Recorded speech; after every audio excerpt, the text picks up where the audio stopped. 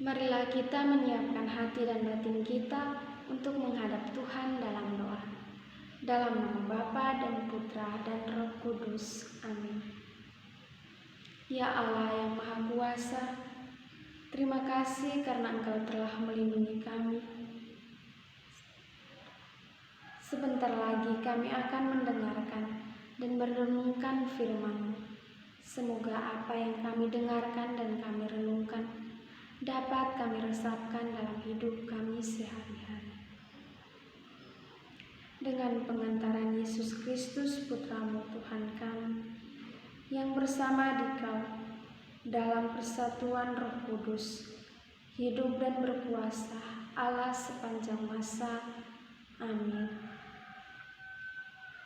Tuhan beserta kita sekarang dan selama-lamanya. Inilah Injil Yesus Kristus menurut Markus. Dimuliakanlah Tuhan. Injil Markus bab 6 ayat 31 sampai dengan 34.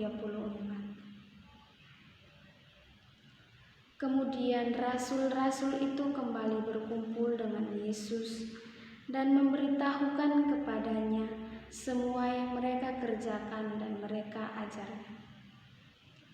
Lalu ia berkata kepada mereka, "Marilah ke tempat yang sunyi, supaya kita sendirian dan beristirahat seketika, sebab memang begitu banyaknya orang yang datang dan yang pergi, sehingga makan pun mereka tidak sempat."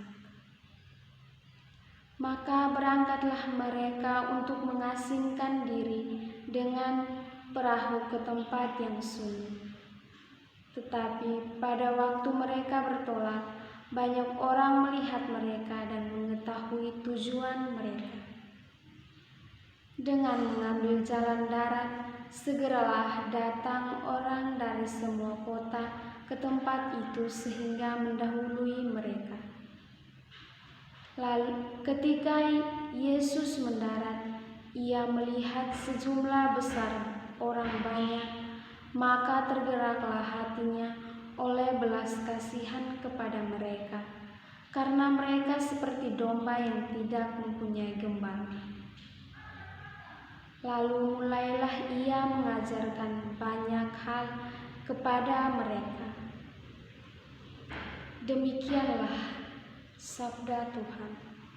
Terpujilah Kristus. Saudara-saudari yang terkasih,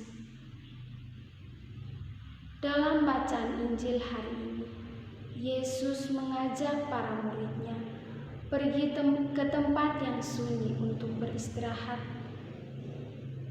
Maka mereka berangkat untuk mengasingkan diri ke tempat yang sunyi. Tetapi ketika Yesus dan para murid-Nya ingin mengasingkan diri, ia melihat banyak orang, maka tergeraklah hatinya oleh belas kasihan, karena mereka seperti domba tanpa gembala. Saudara-saudari yang terkasih, mari kita memberi diri untuk dibentuk. Janganlah kita mengasingkan diri dari orang-orang yang ingin membentuk diri kita. Marilah kita menanamkan sikap rendah hati dan juga menanamkan sikap belas kasihan kepada orang lain yang membutuhkan kita.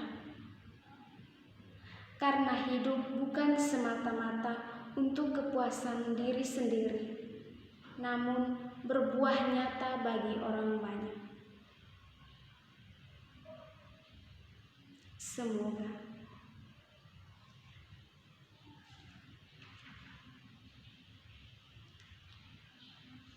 Allah Bapa, kami bersyukur dan berterima kasih kepadamu karena kebaikan-Mu.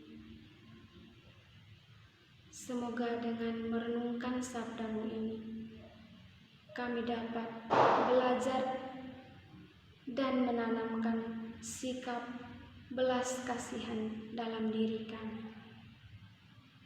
Amin. Dalam nama Bapa dan Putra dan Roh Kudus. Amin.